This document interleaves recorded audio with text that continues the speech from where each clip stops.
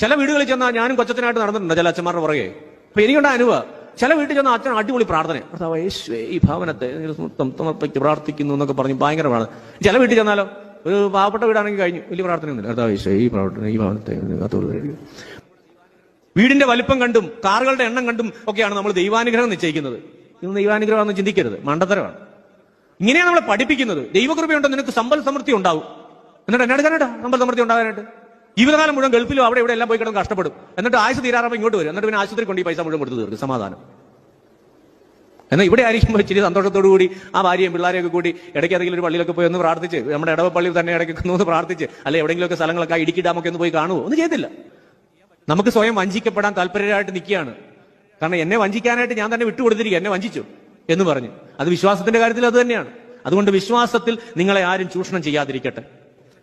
നിങ്ങളുടെ മൃദുല വികാരങ്ങളെയും നിങ്ങളുടെ പരാജയങ്ങളെയും ആരും ചൂഷണം ചെയ്യാതിരിക്കട്ടെ. നിങ്ങളുടെ വേദനകളെ, നിങ്ങളുടെ ബുദ്ധിമുട്ടുകളെ, നിങ്ങളുടെ രോഗങ്ങളെ ഒരാൾ നിങ്ങളെ ചൂഷണം ചെയ്യാതിരിക്കട്ടെ.